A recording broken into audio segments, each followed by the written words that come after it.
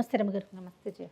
రమగారు, ఆషాఢంలో కొత్తగా పెళ్ళైన వధూవరులు ఒక ఇంట్లో ఉండకూడదని చెప్తుంటారు. అలానే అత్తాకోడలు కూడా గుమ్మాలు దాటకూడదని, అల్లుడు అత్తయ్య కూడా గుమ్మాలు దాటకూడదు, ఇలాంటివి వింటూ ఉంటాం కదా. దీనికి ఏదైనా ముఖ్యమైన కారణం ఏమైనా ఉందంటారా? 2 కారణాలు ఉన్నాయి. అది ఈ రోజులకు సంబంధించింది ఒక కారణం కదా. కావును, ఒక కారణం ఈ రోజులకు కూడా సంబంధించింది, ఓ కారణం పాతకాలానికి సంబంధించింది. జ్యేష్ఠ మాసంలో వివాహం అయింది, ఆషాఢ మాసంలో భార్యాభర్త ఒక దగ్గరే ఉన్నారు. అమ్మాయికి ఆషాఢంలో నెల తప్పితే ఎప్పుడు డెలివరీ అవుతుంది? మంచి వేసం కాలంలో పురుడు వస్తుంది. పెళ్ళైన నెల 2 నెలల్లో కన్సీవ్ అవ్వడం సహజమైన సంగతే కదా. అంత నిండు వేసవి కాలంలో రోహిణి కార్తెల్లో పురుళ్ళు వస్తే పిల్లలు తట్టుకోలేరని ఈ నెల సెపరేట్ చేస్తారు, చేసేవాళ్ళు పాత రోజుల్లో. అసలు పద్ధతి, ప్రధానమైన ఆలోచన అదొకటి. సైన్స్ అంతే. ఇది ఇప్పటిలాగా మనకి ఏసీలు ఉన్నాయి, బోసీలు ఉన్నాయి, అవన్నీ అప్పుడెక్కడ ఏసీలు, కూలర్లు, ఇంకోటి ఇంకేమీ లేవు. ప్లానింగ్తో వెళ్తుంది, ప్లానింగ్తో వెళ్ళిపోతుంది. తర్వాత ఆషాఢం తర్వాత వచ్చే శ్రావణము నోముల కాలం. భార్యాభర్త అంతా ఎంతసేపు కలిసి ఉండడానికి అంత పెద్ద అవకాశం ఉండదు. పూజలన్నీ, పునస్కారాలని, ఉపవాసాలని ఉంటాయి, అప్పుడప్పుడు కలుస్తారు, పర్వాలేదు. తర్వాత మెల్లిగా ఆషాఢం, శ్రావణం చివరిలో ఎప్పుడైనా కన్సీవ్ అయినా ఎండాకాలం వెళ్ళిపోయే దశలో అంత నిండు వేసవి కాకుండా ఉంటుంది అని ఇదొక ప్లాన్ ప్రకారం చేసేవాళ్ళు. దీనికి కొంతమందికి శ్రావణంలో పెళ్ళైంది. ఈ శ్రావణంలో పెళ్ళైతే ఆషాఢం నాటికి ఇంచుమించుగా అమ్మాయి ప్రెగ్నెన్సీతోటే ఉంటుంది. అయినా కూడా భార్యాభర్త ఓ చోట ఉండకూడదని సెపరేట్ చేస్తుంటారు. ఇది నియమం ఏర్పరిచినప్పుడు ఇందుకు అని చెప్పలేదు, శాసించారు. నియమాలు ఎప్పుడు శాసనంగానే ఉంటాయి కదా, లేకపోతే అమెండ్మెంట్లు ఉంటాయి దానికి. నో అంటే నోనే చేశారు. నో చెయ్యకపోతే వీళ్ళు వినరు. కాబట్టి శ్రావణపు 3వ రోజున పెళ్ళైన వాళ్ళకి మళ్ళీ ఆషాఢం, శ్రావణం తర్వాత ఏముంది, సంవత్సరం తిరిగిపోతుంది.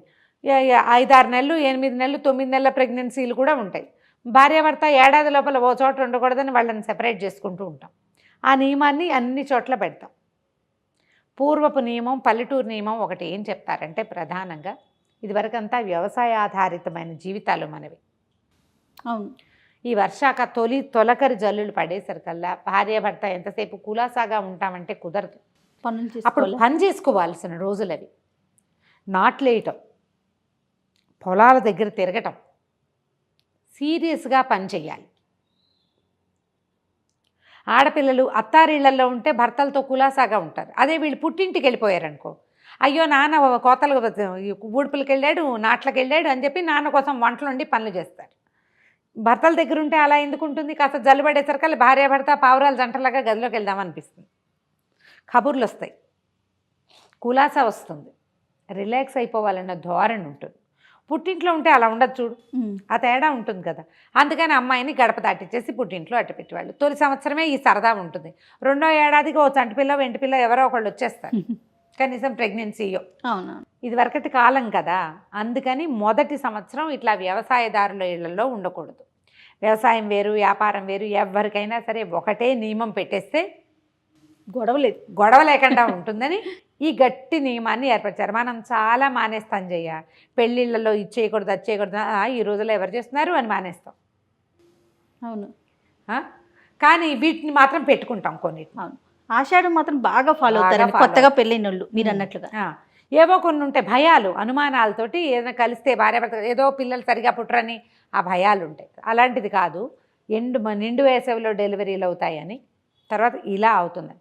ఇందులో అత్త కోడళ్ళు, అత్త అల్లుడు గడప దాటకూడదు కాదు, ముఖ్యంగా భార్యాభర్తకి మెయిన్. దీన్ని ఏం చేశారంటే క్రమంగా కాలక్రమంలో ఎవరి ఐడియాలజీ వాళ్ళు పెడతారు కదా. అత్త అల్లుడు గడప దాటితే అత్తకి మారకం లేదా అల్లుడికి ఏదో అవుతుంది, అలాంటి భయపెట్టింది వినం కదా మనం. మనం వినకపోవడం అనేది చాలా పెద్ద ఇష్యూ. అందుకని ఏం చేసేవాళ్ళు, వచ్చి పుట్టింటి వాళ్ళు ఆషాఢం వస్తూనే అమ్మాయిని తీసుకెళ్ళి వాళ్ళు అల్లుడికి ఆషాఢ పట్టి ఇచ్చేవాళ్ళు. పెళ్ళాన్ని తీసుకెళ్ళిపోతున్నారని అల్లుడు అలక్కండా ఆషాఢ పట్టి ఏదో అల్లుడికి ఓ వస్తువులు కొనిపెట్టడము, సామాన్లు కొనిపెట్టడం, సరదా ఏదో ఓ సైకిల్ కొనిపెట్టేవాళ్ళు పాత రోజుల్లో. చదువుకునే అల్లుళ్ళు అయితే చదువుకునేవాళ్ళు కదా. పెళ్ళిళ్ళు అయ్యాక కూడా, ఇప్పుడు మానేసాం కానీ ఇప్పుడు అన్నీ సెటిల్ అయితే కానీ పెళ్లి చేసుకోకూడదు. అప్పుడేముంది, పెళ్ళిళ్ళు చిన్నప్పుడు చేసేవాళ్ళు, అబ్బాయిలు చదువుకుంటూ ఉండేవాళ్ళు, అమ్మాయి పుట్టింట్లో ఉంటూ ఉండేది, సెలవులకు వచ్చేవాళ్ళు. నిజంగా అలా జరిగేది జయ. పెళ్ళిళ్ళు అయ్యాక చదువుకునే వాళ్ళు, ఇప్పుడు మా పెద్ద బావలే ఉన్నారు అట్లా, అలాగే చదువుకునేవాళ్ళు. అబ్బాయి సెలవులప్పుడు వచ్చేవాడు. ఒకసారి అమ్మ వాళ్ళకి వెళ్ళి కనబడి తర్వాత అత్తారింటికి వెళ్ళేవాడు. లేదా అబ్బాయి సెలవులకు వస్తాడు, అమ్మాయిని పంపండి అంటే కోడలు వచ్చి ఇప్పుడు అత్తారింట్లో ఉండేది. అలా ఉండేది. అసలు మీకు ఊహకు కూడా రాదు అట్లాంటిది. అమ్మ నాన్ననే పోషించుకునేవాళ్ళు పిల్లల్ని. పెళ్ళైనా కూడా మరి పెళ్ళైనా అంటే పెళ్ళి నీకు 10 ఏళ్లకే పెళ్లి చేస్తే పోషించకేం చేస్తారు చిన్నపిల్లాన్ని? అత్తవారింటికి ఏం పంపుతారు పాపం? ఎలా పంపిస్తారు? పిల్లని పోషించుకునేవాళ్ళు, అల్లుడిని పోషించుకునేవాళ్ళు, అల్లుడి చదువుకి డబ్బులు పంపించేవాళ్ళు, లేదా తండ్రులే పిల్లల సెటిల్మెంట్ అంతా అయ్యేదాకా నాన్నలే చూసుకునేవాళ్ళు. ఎన్ని మార్పులు వచ్చాయి రమ్మగారు? చాలా మారిపోయింది. అసలు మీకు ఊహకు కూడా రాదు. అది మీకు తెలియదు కదా. నాకు తెలుసు పెళ్ళిళ్ళు అయ్యాక కూడా చదువుకున్న మా కజిన్ బ్రదర్స్ని నేను చూశాను బాగా చిన్నప్పుడు. ఇప్పుడు చదువుకొని సెటిల్ అయ్యాక అప్పుడు కాపురానికి పంపించేవాళ్ళండి. అంతే. కాపురాలకి పంపడం అంటే ఒక ప్రత్యేకమైన వ్యవహారం అది. అబ్బాయి చదువు అయ్యాక వారు ఏదైనా ఉద్యోగంలో ప్రవేశిస్తాను, లేదా ఉద్యోగాలు లేవు, పౌరోహిత్యము, అబ్బాయి చదువంతా అయ్యేదాకా పిల్లల్ని పుట్టింట్లో ఉంచేవాళ్ళు. అప్పుడప్పుడు పండగలప్పుడు అప్పుడు పంపేవాళ్ళు. ఏదైనా అనధ్యయనాలు అవి ఉంటే పంపించేవాళ్ళు. చుట్టపు చూపుగా వెళ్ళి రావటమే అంతే. ఇలా ఎంతసేపు మొగుడు పెళ్ళాం ఒక దగ్గరే ఉండటం పాత రోజుల్లో ఉండేది కాదు. చాలా కాలం సెపరేట్గానే ఉండేవాళ్ళు. కాదరమ్మ గారు, ఇవాళ రేపు పెళ్ళి కాకముందే ఇల్లు చూసుకొని అన్నీ కొనుక్కొని అప్పుడు పెళ్ళి అవుతుంది. పైగా ఇప్పుడు అత్తగారు లేకపోతే భార్యాభర్త ఒక చోట ఉండొచ్చు ఆషాఢంలో అన్నది కూడా ఒకటి వచ్చింది. అవునండి, అవును. అసలు అది పెట్టింది ఎందుకంటే ఇందుకు. అందులో అత్తగారికి ఏ సంబంధము లేదు. అత్తగారికి మారకాలు అవి లేవు. ఓన్లీ భార్యాభర్తలకు అత్త కోడళ్ళు, అత్త అల్లుడు కాదు, వైఫ్ అండ్ హస్బెండ్కి సంబంధించిన వ్యవహారమే ఇది. కానీ కొన్ని మన ఇష్టానుసారంగా భలే మన వీలు వెంబడి మార్చేసుకుంటాం. పిల్లలు బొంబాయిలో ఉంటారు, ఆషాఢం అయితే ఏమిటి వాళ్ళ అత్తగారు వాళ్ళతో ఉండదుగా, వాళ్ళిద్దరు అక్కడే కలిసి ఉంటారంటారు. అవును, అవును. ఉద్యోగాలు చేసే వాళ్ళని కూడా ఇలాగే మాట్లాడుకుంటారు. మనకు ప్రధానమైంది ఈ పాయింట్. ఓకే. తర్వాత మన ఇష్టం. ఆచారం అయితే అలా చెప్పబడింది, మన పద్ధతి. ఇప్పుడు ఇది ఎందుకు అనే దానికి ఆన్సర్ చెప్పాను. తర్వాత మన ఇష్టమే కదా జయ. అంతే కదండి. ఇప్పుడు ఒక ప్లాన్ చేసుకొని ఇప్పుడు ప్రెగ్నెన్సీ తెచ్చుకుందాము అనుకొని ముందుగా ప్రీ ప్లాన్డ్గా వెళ్తున్నారు కదా. ఇప్పుడు ప్లాన్ వేరు. 3 ఏళ్ళు ప్లాన్ చేస్తాం, తర్వాత పిల్లల్ని కంటాం, లేదా పెళ్ళైన ఏడాది లోపలే పిల్లలు కావాలి, లేకపోతే కెరీర్ అంతా అయ్యాక చేస్తాం, 5 years తర్వాత ప్లాన్ చేస్తాము. అంతా ప్లానింగే కదా. పాత రోజుల్లో ఇలా ఎక్కడ ఉండేది? అప్పుడు పెట్టిన నియమం కదా. దాంట్లో నుంచి ఆషాఢం అల్లుడు అలాంటి సినిమాలు కూడా, కథలు కూడా ఉంటూ ఉండేవి ఇది వరకు. ఆషాఢంలో కోమ వెళ్ళిపోతే అల్లుడు వంట చేసుకోలేకపోవటం, వాటి మీద కూడా కథలు రాస్తూ ఉండేవాళ్ళు. ఆషాఢ పట్టికి ఏం పెట్టారు అని. తర్వాత అత్తవారు ఆషాఢ పట్టి పెడతారా, కోడలికి శ్రావణ పట్టి పెట్టేవాళ్ళు. శ్రావణ మాసంలో కోడలికి సామాన్లు తేవటం, ఏమైనా వెండి సామాన్లు అవి తెచ్చిపెట్టడము, అమ్మాయికి ఏదైనా అంటే వరలక్ష్మి వ్రతానికి కాసులు చేయించడము, ఒక నగ చేయించి పెట్టడం. అత్తవారింటి వారు శ్రావణ పట్టి ఉంటుంది.